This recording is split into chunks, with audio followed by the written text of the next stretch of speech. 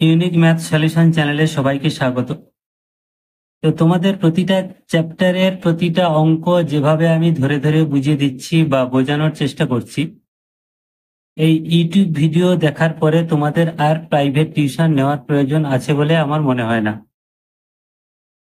তোমরা যারা এই চ্যানেলে নতুন, তারা অবশ্যই চ্যানেলটাকে সাবস্ক্রাইব করে রাখো পরবর্তী ভিডিও নোটিফিকেশন পাওয়ার জন্য। এবং যদি ভিডিওগুলো তোমাদের ভালো লেগে থাকে, তাহলে তোমাদের বন্ধু বান্ধবদেরকে বেশি বেশি করে শেয়ার করো।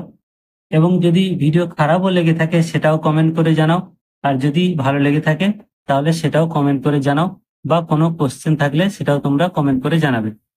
এবার 20টা দেখো, রাবিয়া একটি বড় কাগজে 21 সেমি বাহু বিশিষ্ট সমবাহু ত্রিভুজ এঁকেছে। তাহলে এটাও একটা সমবাহু ত্রিভুজ। ওই সমবাহু ত্রিভুজের একটি অন্তর্বৃত্ত অঙ্কন করে বৃত্তাকার জায়গাটি রঙিন করলো। আমি রঙিন জায়গার ক্ষেত্রফল হিসাব করি, অর্থাৎ যে অন্তর্বৃত্তটা অঙ্কন করেছে সেই বৃত্তেরই ক্ষেত্রফল চেয়েছে। তাহলে আমরা প্রথমে ছবিটা আঁকবো। তাহলে এটা হলো এবিসি ত্রিভুজ।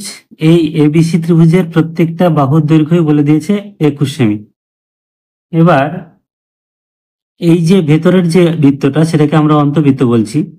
এই অন্তবৃত্ত যে কেন্দ্র, সেই কেন্দ্র থেকে আমরা এই লম্ব দূরত্বগুলো যদি টানি, এই লম্ব দূরত্বই হচ্ছে এই বৃত্তটার ব্যাসার্ধ। তো এই মাপটা আমরা এক্স ধরছি। তার মানে এগুলো প্রত্যেকটা এক্স করে, বা আরও ধরতে পারো। এখন যেহেতু এটা সমবাহু ত্রিভুজ, এটাকে আমরা যদি উচ্চতা ধরি, মানে সমবাহু ত্রিভুজের ক্ষেত্রে একটা বিশেষ হচ্ছে যে প্রতিটা মধ্যমাই কিন্তু বিপরীত বাহুর উপর লম্ব। তো এইটা একটা মধ্যমা, বিপরীত বাহুর মধ্যবিন্দুতে ছেদ করবে, আবার মধ্যবিন্দুতে ছেদ করার ফলে লম্ব হবে, মানে এই কোণটা 90 ডিগ্রি হবে। শুধুমাত্র সমবাহু ত্রিভুজের ক্ষেত্রে এটা প্রযোজ্য। অর্থাৎ সিডি হলো এ বি সি ত্রিভুজের উচ্চতা। লম্ব দৈর্ঘ্য মানে উচ্চতা। তাহলে আমরা সমবাহু ত্রিভুজের উচ্চতা সূত্র জানি। তাহলে সমবাহু ত্রিভুজের বা এবিসি ত্রিভুজের উচ্চতা, এবিসি ত্রিভুজের উচ্চতা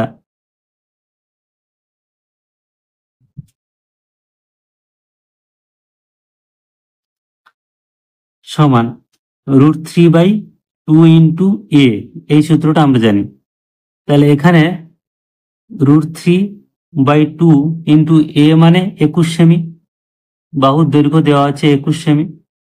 তাহলে এর মানটা আমরা 21 সেমি বসালাম। এত, যেহেতু উচ্চতা এত সেমি, তাহলে থাকছে লবে থাকছে আমাদের 21√3, আর হরে থাকছে 2, এত সেমি। এটা হলো উচ্চতা। তার মানে এই সিডি দৈর্ঘ্যটা আমরা কত পেলাম না 21 সেমি। 21√3/2 সেমি, 21 সেমি নয়, 21√3/2 সেমি।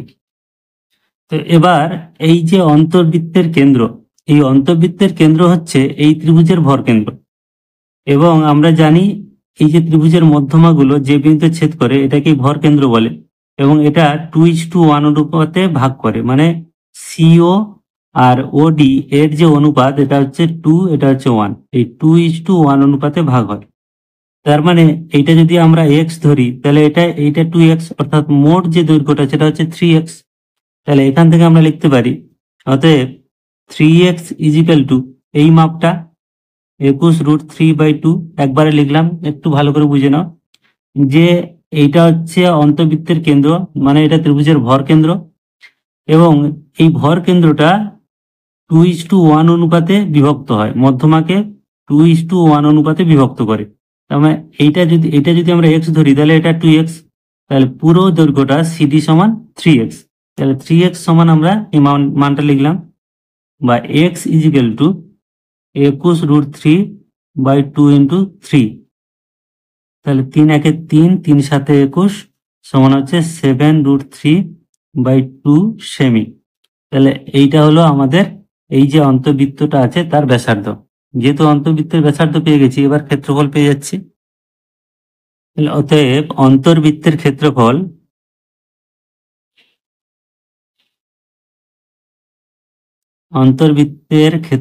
সমান πr²।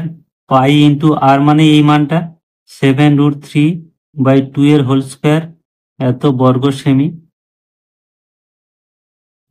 সমান মানগুলো এবার বসিয়ে দেবো। পাই মানে 22/7, আর এটার হোল স্কোয়ার মানে দুবার বসবে, 7√3 ইন্টু 7√3 বাই 2 ইন্টু 2, 7 7 কাটছে, 2 1 2, 2 11 22, তাহলে লবে থাকছে আমাদের 7, মানে এই 7 ইন্টু 11 ইন্টু √3 ইন্টু √3 মানে 3/2, পরে থাকছে 2, তাহলে এত বর্গ সেমি সমান, দেখো 11 সাথে 77 ইন্টু 3, তাহলে 77 গুণ 3, 3 সাথে 21 1, হাতে 2, 3 সাথে 21 আর 2 23, 231/2 এত বর্গ সেমি সমান, এটাকে দশমিকে নিয়ে গেলে 115.5 বর্গ সেমি। তাহলে রঙিন জায়গার ক্ষেত্রফল হচ্ছে, অতএব রঙিন জায়গার ক্ষেত্রফল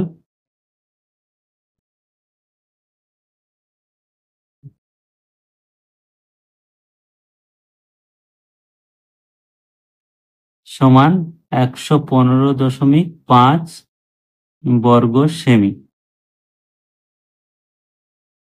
তাহলে এটা হয়ে গেল অ্যান্সার।